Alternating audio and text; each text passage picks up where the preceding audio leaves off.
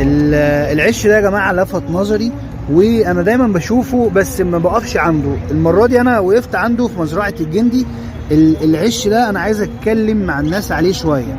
العش هو بلاستيك، فانا شايف اول حاجه ليه او اول ميزه ليه اللي هو يبقى سهل في التنظيف جدا. ده رقم واحد جدا، صح كده؟ تنظيف جدا. نتكلم بس على احجامه يا استاذ احمد. انت عندك الاسترالي العادي، الاسترالي الحجم موجود. بعد كده عندي للانجلايزه والفلل، وعندك حجم للانجلايزه.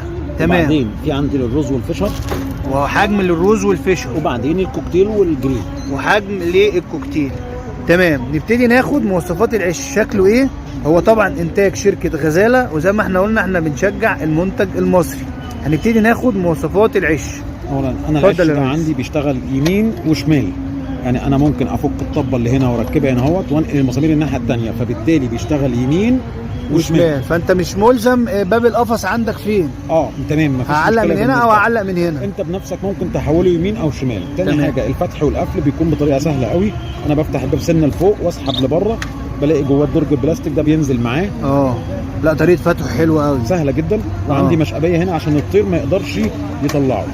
يبقى اتقفل زي لوك كده، ما يطيرش الطير منه. مظبوط.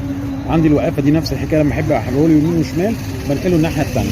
تمام. طريقه تجميعه سهل جدا، هو فك وتركيب. طريقه تجميعه سهله جدا، فك وتركيب. مظبوط. انا ممكن في نهايه الموسم ممكن افكه واركنه على جنب، او اغسله وانضفه وابتدي اركبه تاني في وقت النظافه. مظبوط. وبدرج بلاستيك برضو.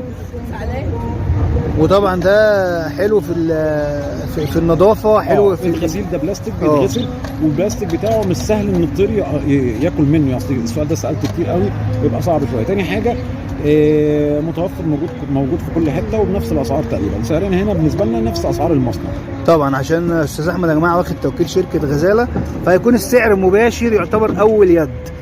فايه اللي فوق ده؟ ايه الجزء اللي فوق ده يا استاذ احمد؟ دي عندي ان هو ديت لو الجو حر شويه انا ممكن بفتحها بحيث ان هو يعمل لي تهويه. وفي نفس الوقت بدل ما افتح على الطير واقعد اقلق، ممكن افتح وابص من فوق. تبص على وضع البيض، على وضع وطبعا ومعمول زي شبكه عشان الطير برده ما يطيرش. مظبوط. الناس دي مفكره في كل حاجه. ومدلعين العصفور والهاوي، مدلعين الاثنين. القفص نفسه سهله جدا بالورده والصاموله، بدل المسمار اللي بندقه ونتنيه ونعمله والسلك الرباط. فهم جايبين لك المسمار اللي هتثبت بيه على طول في القفص، بينزل معاه المسامير بتاعته. حلو قوي قوي. ومش الدرج. هنقول اسعار علشان يبقى مفاجاه للناس اللي هتتصل، لان ان شاء الله مزرعه الجندي عامله خصم حلو قوي على العشوش دي يا شباب. تمام. بشكرك يا استاذ احمد، وموفق باذن الله، ومن نجاح لنجاح دايما. عايزين ناخد رقم للتواصل مزرعه الجندي. رقم استاذ احمد 010 170 17 898. اي حد عايز اي حاجه من اللي احنا عرضناها دلوقتي يتواصل مع استاذ احمد مزرعه الجندي.